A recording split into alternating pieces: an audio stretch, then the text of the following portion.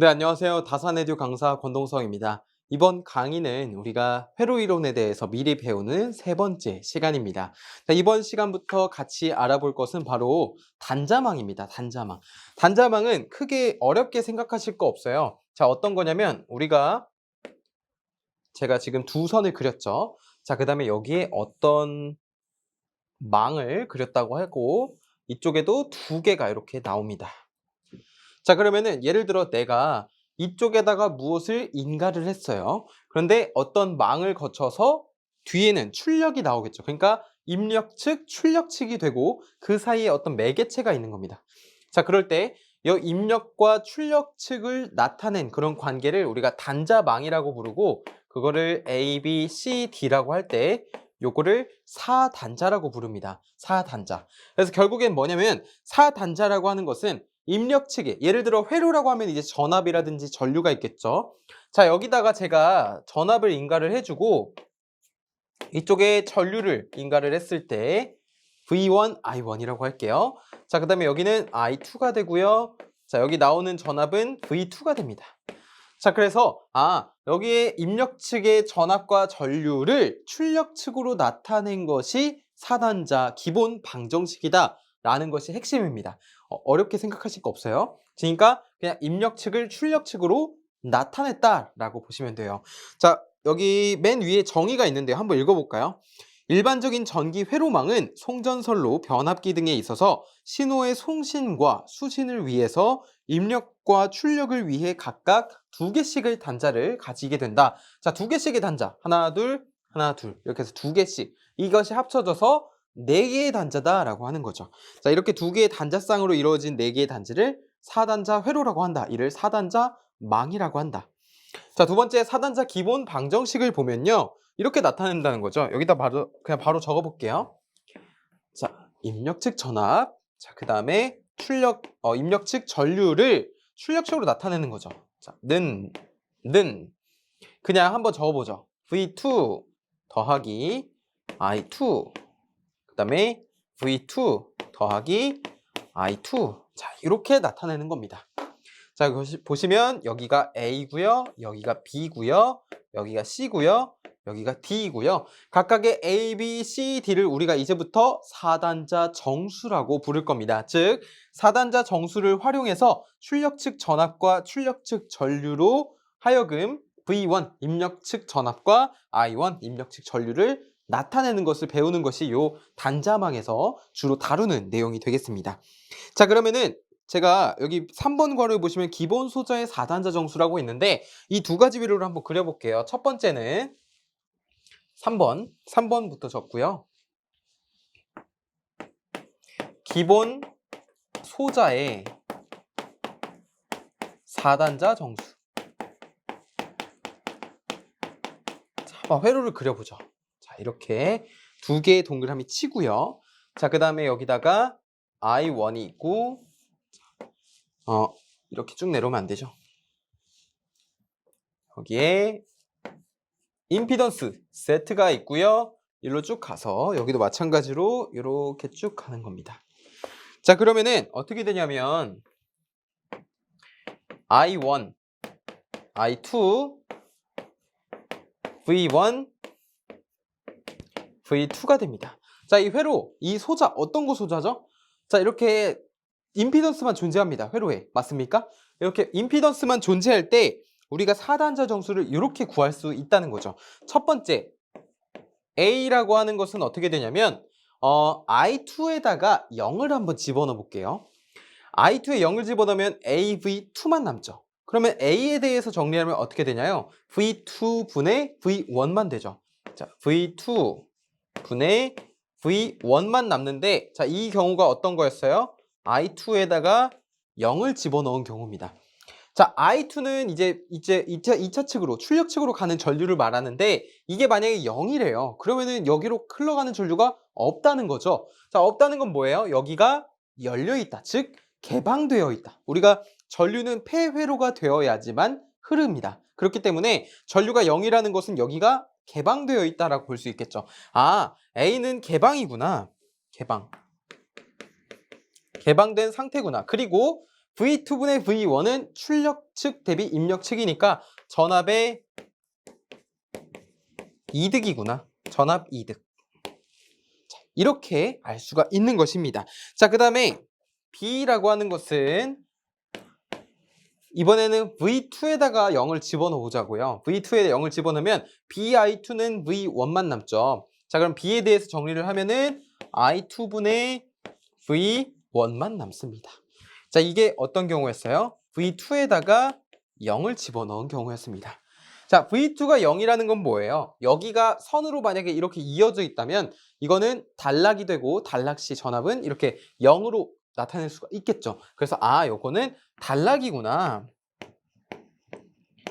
그리고 임피던스 요소구나.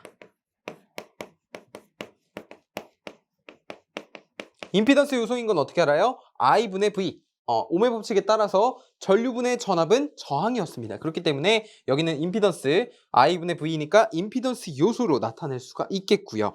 자, 그 다음에 여기 세 번째 보시면은 C라고 있습니다. C.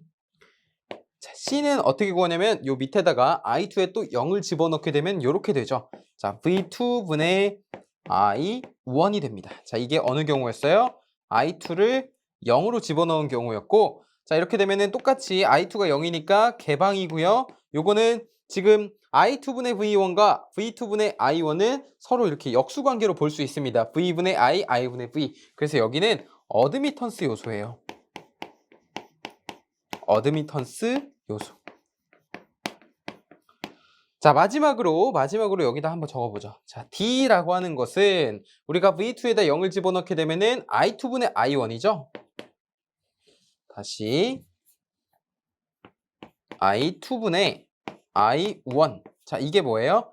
V2에다가 0을 집어넣은 거죠. V2에다가. 자, 이러면은 어떻게 되죠? 똑같이 단락이고요. 이거는 I2분의 I1이니까 전류 이득이 됩니다. 자, 그런데 이렇게 임피던스만 존재할 때 요 A, B, C, D 값은 각각 어떻게 되냐면요.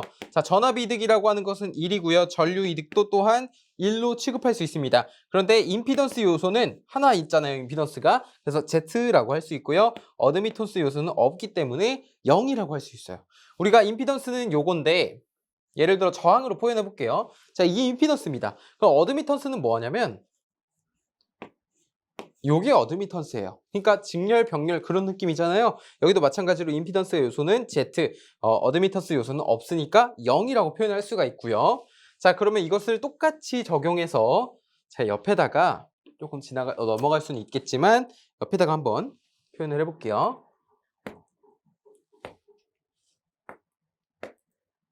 자, 이렇게 표현을 해서 여기를 어드미턴스 Y라고 했을 때 그림이 이렇게 되죠. 똑같이 I1, 여기를 I2라고 하고요.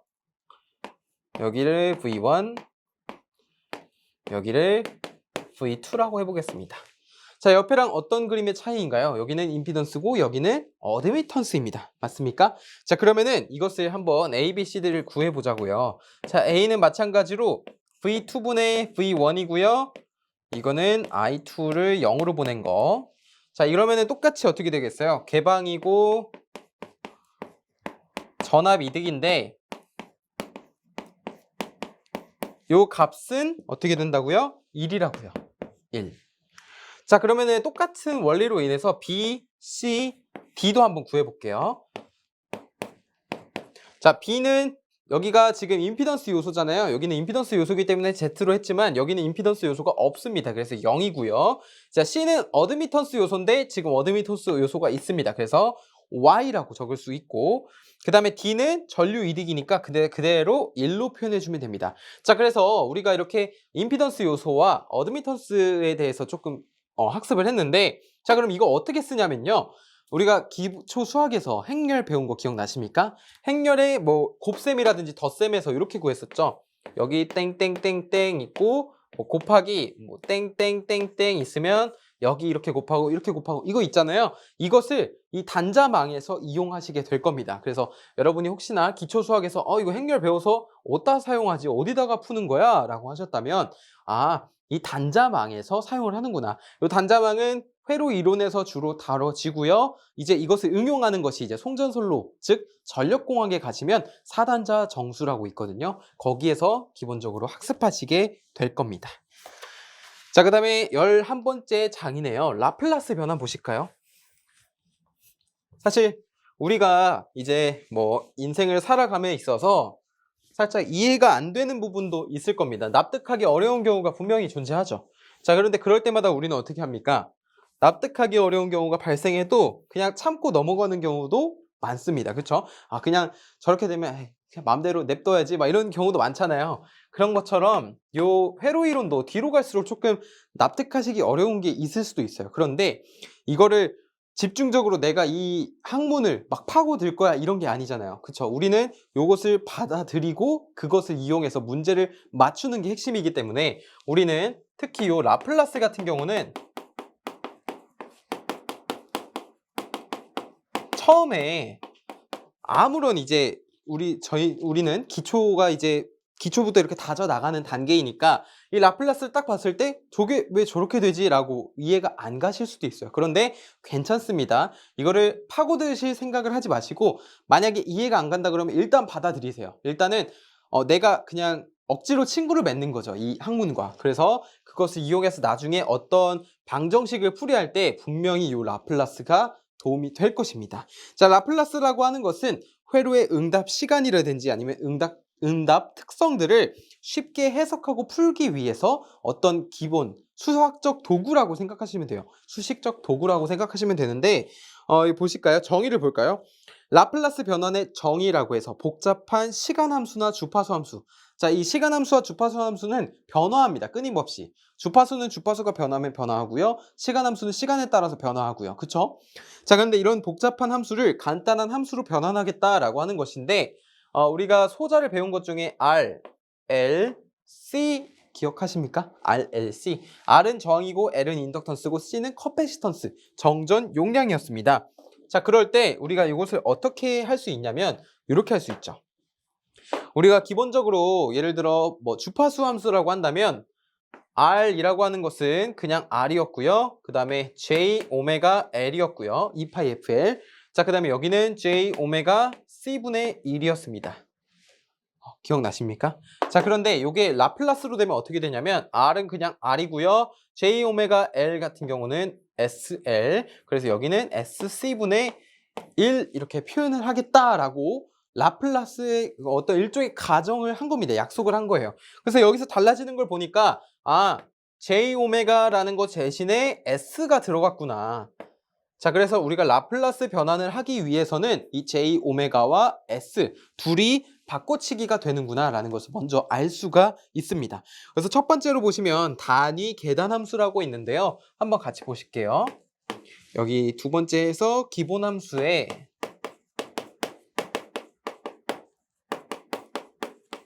라플라스 변환.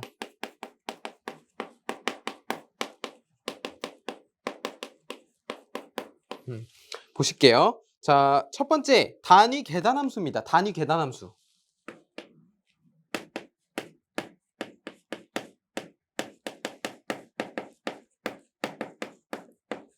단위 계단함수는 우리가 뭐라고 부를 거냐면 UT라고 부를 거예요. UT. 자, 그런데 우리가 계단함수라고 하는 것을 어떤 것을 계단함수라고 하냐면 일정 구간별로 어떤 특정의 값이 유지되는 것을 우리가 계단함수라고 부르게 됩니다. 자, 그런데 단위 계단함수잖아요. 단위 계단함수. 그래서 이 UT는 어떤 특징을 가지고 있냐면 자, UT라고 하는 것은 이렇게 두 가지로 나뉩니다. 어떤 거냐면 0과 1로 나뉘게 돼요. 그런데 조건이 있습니다. t가 어떨 때를 나타내냐면 먼저 0보다 크고 t가 a보다 작을 때. 다시 여기를 뭐 ut-a로 바꿔볼게요. 이럴 때 t가 0보다는 크고 a보다는 작을 때 이때는 0의 값을 나타낸다는 겁니다. 자, 그리고 1 어떤 값이 a보다 이상이다 t가. 자, 그럴 때는 1의 값을 나타낸다는 겁니다. 자, 이게 무슨 말이냐고요? 그래프로 한번 보시죠. 예를 들어서 u t-1이라는 그래프를 한번 그려보게 되면 이렇게 그려질 수가 있습니다. 자, 이렇게 시간에 따른 거 이런 값이 있을 때 자, t-a 위치 a 대신 1이 들어갔잖아요. 그러니까 즉 t라고 하는 것이 여기가 1이라고 한다면 t라고 하는 것이 1보다 작으면 0이래요. 그러니까 그 값이 이렇게 되는 거죠. 그 값을 나타내지 않겠다. 자, 그런데 이 1 이상인 경우에는 1이 되겠다. 그러면 어떻게 되는 거예요? 자, 여기서 올라가서 이렇게 되는 거죠. 자, 그러니까 즉 이것이 무엇을 나타내냐면 어떤 값 이상이 되었을 때 2를 나타내는 것이 바로 단위 계산함수 UT가 되는 것이다 라는 것을 알 수가 있습니다. 그래서 이 UT 같은 경우는 여기 보시면 라플라스 보시면 라플라스 UT라고 되어 있죠. 그냥 그대로 따라해 보죠. 라플라스 UT. 자, 이런 것을 했을 때 요거는 이제 S분의 1이라는 값으로 나타내진다 라고 약속한 겁니다. 약속. 이거 꼭 암기해 주세요. 자, 그 다음에 두 번째 보시면 단위 임펄스 함수.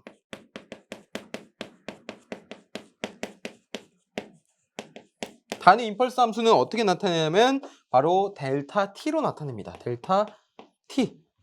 델타 t 같은 경우는 넓이가 1인 그런 펄스를 말합니다. 자, 그래서 여기에 똑같이 해볼게요. 라플라스 델타 t라고 하는 것은 요거는 그냥 1이라고 보시면 돼요. 1.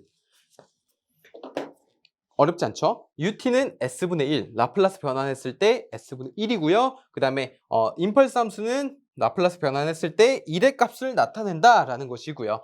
자, 세 번째. 지금 사실 이해가 잘 안 가시더라도 이 공식 한 번쯤 보고 정규 이론 넘어가시면 아, 나 이거 배웠었지 라고 기억을 하실 수가 있어요. 혹여나 어떤 문제가 나왔을 때 이렇게 간단하게 개념을 묻는 문제들도 출제가 될 수도 있기 때문에 전혀 실망하지 마시고 너무 어렵다고 포기하지 마시고 차근차근 끝까지 나아가시기 바라겠습니다. 자, 그 다음에 단위 경사함수가 있죠. 단위 경사함수. 우리가 경사로 하면 뭐예요? 경사로. 비탈길, 경사로, 언덕 이렇게 경사가 있는 곳이 경사로잖아요. 뭐 런닝머신을 뛸 때도 경사를 설정할 수도 있고요. 그쵸? 자, 이 단위 경사함수라고 하는 것은 결국에 기울기가 1이라는 거예요. 단위니까 기울기가 1이라는 건데 자, 이거는 사실 t라고 부를 수도 있고 또는 t, ut가 이렇게 곱해져 있는 형태로 볼 수도 있습니다. 자, 이게 무슨 말이냐면은 예를 들어 그래프를 그리잖아요. 뭐 여기다 그려볼까요? 이렇게. 자, 이렇게 그리면 만약에 TUT라고 하는 게 있으면 이게 T가 A 대신에 0이 있는 거죠. 지금 UT가. 자, 여기 0을 했을 때 기울기가 이렇게 표현이 되는 겁니다. 여기가 1이에요. 기울기가 1인 거. 근데 0보다 작을 때는 이런 값을 나타냅니다. 자, 그래서 결국에는 0 이상일 때 이렇게 값이 증가하는 단위 경사함수다라고 해서 t 또는 tut라고 나타내고 자, 이것을 라플라스로 하게 되면 어떻게 되냐면요. tut. 자, 이거는 그 값이 s제곱분의 1이 됩니다. 자, 이거 꼭 기억해 주세요. 자, ut s분의 1, 델타 t 1, tut는 s제곱분의 1 또는 t가 s제곱분의 1입니다. 자, 그래서 네 번째 상수함수가 있네요. 쭉 적어볼게요. 상수함수는 말 그대로 그냥 상수값을 나타내는 겁니다. 자, 특정 구간에서 상수값을 나타내는 거고 자, 이것을 우리가 뭐 ft라고 하는 것이 k라고 했을 때 라플라스 상수값 k를 하게 되면은 이거는 어떻게 된다고요? s분의 k가 된다고요. 자, 그 다음에 다섯 번째 여기 보시면 지수 감소의 함수라고 있습니다. 지수 감소의 함수.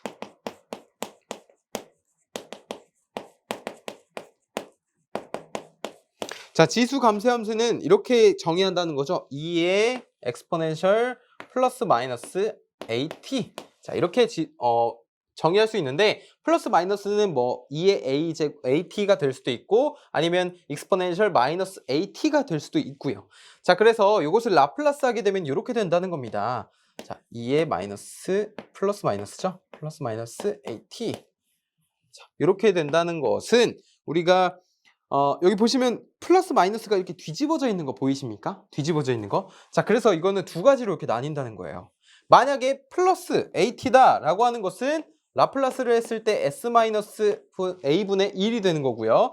만약에 마이너스다라고 하는 것은 s 플러스 a분의 1이다 라고 하는 것을 나타내게 되더라 라는 것이 핵심이 되겠습니다. 자, 그 다음에 여섯 번째, 삼각함수.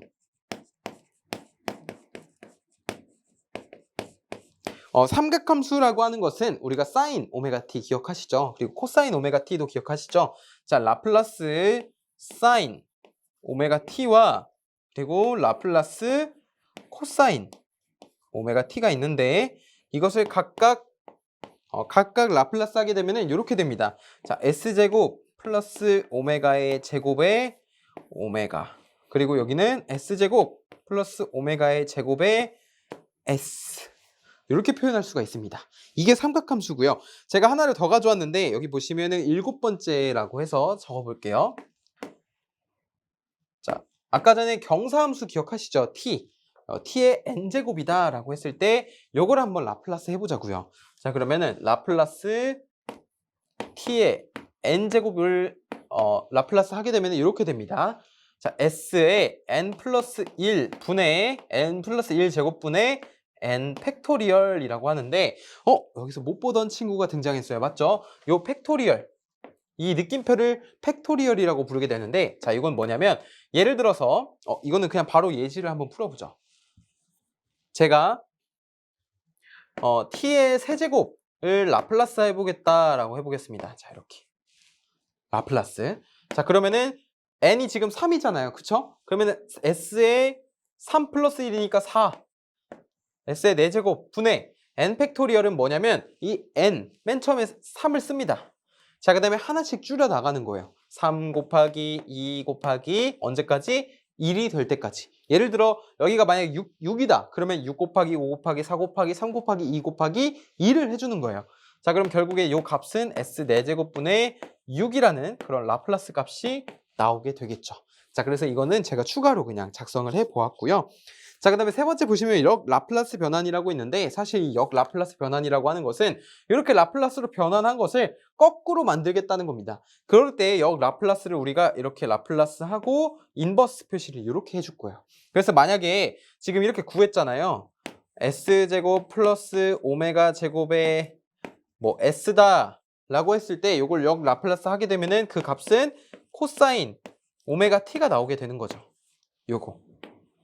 자, 그래서 거꾸로 그냥 대입해 주는 거다라고 보시면 되겠습니다. 자, 라플라스 변환된 함수를 다시 시간의 함수로 변환시키는 거. 자, 그 다음에 12번째는 이제 과도 현상인데요. 조금 지워볼게요.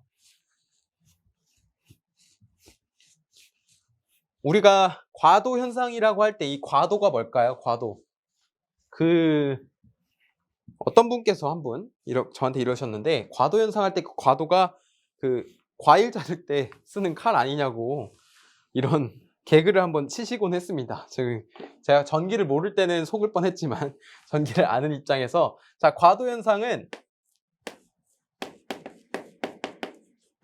그거라고 보시면 돼요. 인생의 과도기다라고 해서 예를 들어 청소년 사춘기 있죠. 자, 인생이 이렇게 지나가는 데 있어서 어떤 성격이 변하는 과정을 우리가 인생에 있어서 과도기다라고 하잖아요. 이 과도 현상도 똑같습니다. 어떤 회로에 있어서 전류나 전압이 정상 전류가 될 때까지, 정상 전압이 될 때까지 변화하는 과정을 우리가 과도 현상이다라고 부르는 거예요. 과도 상태라고 부르는데, 그거에 대해서 한번 보자면 우리가 일반적으로 이렇게 직류 전압을 그리고요. 여기 저항을 그려보겠습니다. 자, 그러면은 이 저항에 걸리는 전압 있죠. 전압의 파형을 나타내게 되면은 아마 이렇게 나타내질 거예요. 직류 전류기 때문에 전류의 파형을 나타내게 되면은 이렇게 일자로. 왜냐면 직류 전류기 때문에 이렇게 일자로 표현이 될 겁니다. 그쵸? 그런데 만약에 이 소자에 인덕턴스라든지 아니면 커패시턴스 L이나 C가 존재하게 되면은 이렇게 안 된다는 거죠. 그래서 그런 것을 말하는 것이 바로 과도 현상이 되겠습니다. 그거는 제가 이 과도 현상의 정의를 한번 읽어보고 밑에 2번과 3번 할 때 한번 예시를 통해 한번 볼게요. 자, 첫 번째 과도 현상은 t가 제로인 시간을 기준으로 해서 t는 0에서 어떠한 상태의 변화가 발생하게 됩니다. 예를 들어 스위치가 닫힌다든지 아니면 스위치가 열린다든지 하는 등의 상태 변화가 발생을 하고요. 이 발생하고 나서 이후에 정상적인 현상이 발생할 때까지 걸리는 기간, 이런 현상을 우리가 과도 현상이라고 부르게 됩니다. 자, 두 번째로 바로 넘어가게 되면은 RL 직렬 회로잖아요. 근데 뭐라고 적혀 있어요? 기전력 인가시죠. 인가시. 근데 이거 회로를 보시면 이렇게 되어 있습니다. 자, 이렇게 되어 있어서 스위치가 있고요. 그 다음에 여기에 코일이 있고 여기에 저항이 있고 쭉 가게 되죠. 자, 기전력이 인가되었다는 건 뭐예요? 여기 전압이고 여기 스위치고 여기 코일이고 여기 저항이잖아요. 기전력이 인가되었다는 건 이 스위치가 닫혔다라고 하는 겁니다. 즉 시간이 0초일 때 이렇게 닫힌 겁니다. 스위치가. 그러면은 닫히는 즉시 폐회로가 구성이 되면서 이 회로에는 전류가 이렇게 흐르게 되겠죠. I가. 그쵸? 자, 그러면은 전류를 볼게요. 자, 전류. RL 직렬 회로에서 전류라고 하는 것은 이렇게 됩니다. 맨 처음에 ohm의 법칙에 따라서 정상 전류는 저항분의 전압일 겁니다. 그쵸? 자, 여기를 E라고 한번 해볼게요. 똑같은 말이니까 기전력 E라고 했을 때 교재처럼 표현하면 자, ohm의 법칙에 따라서 R분의 E라고 표현할 수 있습니다. 맞습니까? 그런데 우리는 과도 현상에 대해서 배우는 거잖아요. 과도 현상이라는 것은 다음과 같습니다. 자, 이 전류의 파형을 그려보게 되면은 이렇게 된다는 거예요. 처음엔 0이다가 회로가 열려 있으니까 0이다가 전류가 이렇게 되는 겁니다. 자, 언젠가는 이렇게 완만한 곡선을 그리다가 직선이 된다는 거죠. 자, 그래서 여기까지. 여기가 이제 정상 상태로 쭉 가는 거거든요. 시간이 지나서. 그럼 여기가 시간이란 말이에요. 여기가 전류고. 자, 그럼 여기서부터 여기까지 걸리는 요 기간. 요게 바로 과도 상태입니다. 이 과도 상태가 지나서 여기서부터 여기까지는 이제 정상 상태가 되겠죠. 그리고 이 과도 현상을 해석할 때 꼭 등장하는 것이 밑에 동그라미 3번의 시정수인데요. 시정수는 어떤 거냐면 예를 들어 지금 일단 전류식을 맞춰 적어보면 R분의 E 다음에 1 마이너스 어떻게 돼 있어요? 익스포넨셜의 마이너스 L분의 R T라고 되어 있습니다. 자, 이게 왜 붙었는지 궁금하시죠? 자, 시정수라고 하는 것은 정상 수치 있죠? 지금 0, 여기가 0이고 여기가 R분의 2란 말이에요. 자, 이 값이 R분의 2예요. 이 값. 그런데 여기서부터 여기까지 중에서 63.2% 그러니까 최종 상태의 63.2%에 도달하는 그 시간을 시정수라고 부르게 됩니다. 그래서 63.2%는 대략 여기쯤이 되겠죠. 여기까지 걸리는 시간이 시정수라는 거예요. 근데 시정수가 우리가 2의 마이너스 1제곱을 계산기에 두드려 보면요. 0.368이라는 값이 나옵니다. 0.368. 그러면 요 1 마이너스 0.368 하면 뭐가 돼요? 0.632가 되거든요. 이걸 보니까 63.2% 즉 R분의 2라는 값의 63.2%의 값이 전류다라고 판단할 수 있겠죠. 그쵸? 그러면은 시정수가 정상 상태에 대비해서 63.2% 여기서부터 여기까지 63.2%에 도달하는 그 시정수니까 그것을 어떻게 판단하냐면 여기 T값이 있죠. T값. 요 T값. 요 T값에 어떤 것을 대입해야 2의 마이너스 1제곱이 될까요? 이게 만약에 2의 마이너스 L분의 RT와 같아야 됩니다. 자, 이 T에다가 뭘 집어넣어야 마이너스 1이 될까요? 그러니까 1이 되는 값을 찾으면 T는 R분의 L을 집어넣게 되면은 이거 지워지고 지워져서 마이너스 1이 나오는구나 라는 것을 알 수 있죠. 자, 그래서 요 T, 방금 구한 T 있죠? 그것이 바로 시정수가 되는 거예요. 전류가 흐르기 시작했을 때부터 정상 전류의 63.2%에 도달하기까지 필요한 시간, 시정수가 크면 클수록 과도 현상은 오래 지속된다라고 되어 있는데 결국에 시정수 타우라고 하는 것은 R분의 L이다. 언제? 이 RL 직렬 회로일 때 R분의 L이라고 하는 것을 알 수 있고 요거는 seconds라고 할 수가 있겠습니다. 자, 그래서 여기서 중요한 포인트는 기전력이 인가되었을 때 전류의 수식과 그리고 그때의 시정수가 굉장히 중요한 포인트가 되겠고요. 더 자세한 거는 이제 정규 이론 가시면 확실하게 아실 수 있고, 여기 보시면은 R분의 L은 IT는 0.632 R분의 2라고 나와 있는데 사실 이 정도만 아셔도 절반 이상은 성공하셨다고 볼 수 있습니다. 자, 그러면 이러한 원리를 똑같이 이용해서 이걸 좀 지우고 이번에는 밑에 RC 직렬 회로 기전력 인가시를 한번 볼게요. 세 번째, RC 직렬 회로 기전력 인가시. 자, 이것도 마찬가지로 회로를 조금 그려보면은 이렇게 그려질 수 있습니다. 스위치,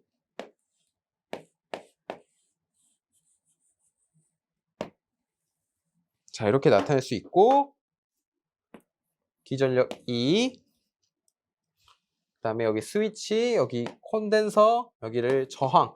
이렇게 했을 때 전류도 똑같이 마찬가지로 흐르겠죠. 자, 그럴 때 우리가 시정수가 뭐라 했어요? 정상 상태에 도달하는데 36.8%. 자, 이것을 만약에 RC 직렬 회로에서 전류의 그래프를 나타내게 되면은 여기가 시간 t, 여기가 전류 i라고 했을 때 전류는 이렇게 그려집니다. 자, 이렇게 그려져요. 여기 0으로 가는 겁니다. 이렇게. 자, 그러면 이걸 통해서 알 수 있는 건 뭐예요? 아, 여기서부터 여기까지는 과도 상태구나. 그 다음에 여기서부터 여기까지는 계속 정상 상태구나 라는 것을 알 수 있고, 그러면 정상 전류가 0이라고 하는 것이잖아요. 그쵸? 그러면은 여기 처음값부터 초기값부터 최종값까지의 63.2% 해당하는 요 지점을 시정수라고 했는데, 우리가 전류식 RC에서 IT라고 하는 것은 R분의 2 똑같습니다. R분의 2에다가 뭐가 추가가 돼요? 1 마이너스 exponential 마이너스 RC분의 1T가 추가가 되었단 말이죠. 자, 그럼 마찬가지로 요것 때와 같은 원리로 T에다가 어떤 것을 대입해야 마이너스 1이 될까요? 여기 값이 나오려면. 자, 타우는 결국에는 마이너스가 아니죠.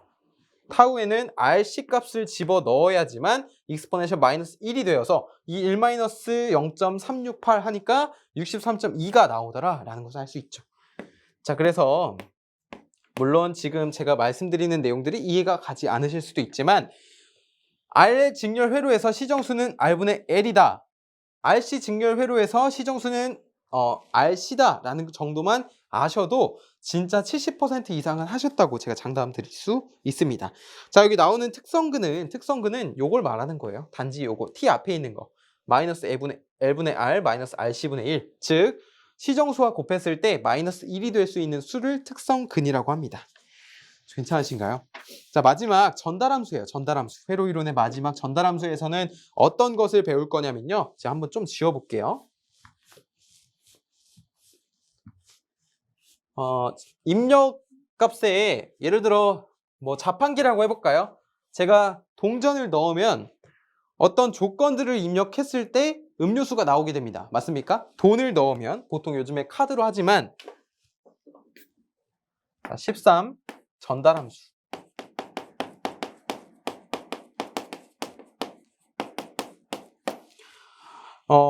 방금 말씀드렸듯이 돈을 넣으면 어떤 음료수가 나오게 되는 그 중간 과정이 있을 거 아니에요. 이게 전달함수라고 보시면 돼요. 무슨 말이냐면은 입력을 입력했을 여기 그대로 해볼게요. 자, GS라고 하는 것은 XS 분의 YS라고 되어 있습니다. 자, 여기 괄호치고 S라고 되어 있는 거는 기존에 이미 라플라스 변환을 했다는 뜻입니다. 자, 그런 상태에서 입력, 라플라스 변환시킨 입력 대비 라플라스 변환시킨 출력을 하게 됐을 때 이 중간에 제어해주는 이 친구를 우리가 뭐라고 부를 거냐면 전달 함수라고 할 거예요. 전달 함수다. 자, 그래서 쉽게 말해서 그냥 입력 신호의 라플라스 변환에 대해서 출력 신호의 라플라스 변환과의 B를 우리가 전달함수라고 하는구나라는 것을 알 수가 있고요. 그다음에 전달함수 종류에 대해서 조금 다뤄보게 될 텐데 우리가 전달함수 종류는 좀 크게 이렇게 되어 있습니다. 자, 첫 번째는 비례예요. 비례. 비례는 그냥 뭐 2를 넣으면 4가 되고 4를 넣으면 8이 되고 이렇게 2배라고 한다면 예를 들어 그러면 비례의 관계가 2배가 되겠죠. 아무튼 요 비례 요소에 대해서는 라플라스 변환하고 그 전달함수가 어떻게 되냐면 K라고 할 겁니다. K. 자, 그다음에 미분 요소는 미분을 했다는 거죠. 말 그대로. 자, 미분 요소는 어떻게 되냐면 앞에 이렇게 S가 S 하면은 너무 브랜드 같으니까 KS라고 할게요. KS. 자, 그다음에 적분 요소는 그 전달함수에 어떤 게 포함되어 있냐면 S분의 K가 포함되어 있습니다. 자, 그다음에 여기는 1차 지연 요소인데요. 1차 지연 요소는 어떤 것이 진행되기 전에 한번 1차적으로 지연되었다라고 해서 1차 지연 요소라고 하는데, 자, 이거 경우에는 1 플러스 TS 분의 K라고 할게요. K. 자, 그다음에 부동작 요소가 있습니다. 부동작 요소. 말 그대로 동작하지 않는 그런 요소를 말하고, 이러한 부동작 요소는 이렇게 표현을 합니다. K의 exponential minus TS의 제곱이다 라고 표현할 수가 있습니다. 자, 이 요소에 관한 정확한 설명은 정규 이론에 가시면 배우실 수 있고, 지금 이 단계에서는 전달함수는 입력 대비 출력이구나, 특히 라플라스 변환에 있어서 그때 비례 요소는 전달함수가 K, 미분 요소는 KS, 적분 요소는 S분의 K, 1차 지연 요소는 1 플러스 TS분의 K, 부동작 요소는 K의 exponential minus TS 제곱이구나 라는 정도로만 학습하시면 도움이 많이 되실 거라고 생각합니다. 네, 이렇게 회로 이론까지 마무리했는데요. 괜찮게 하셨나요? 저는 다음 전기기기 강의에서 찾아뵙겠습니다. 감사합니다.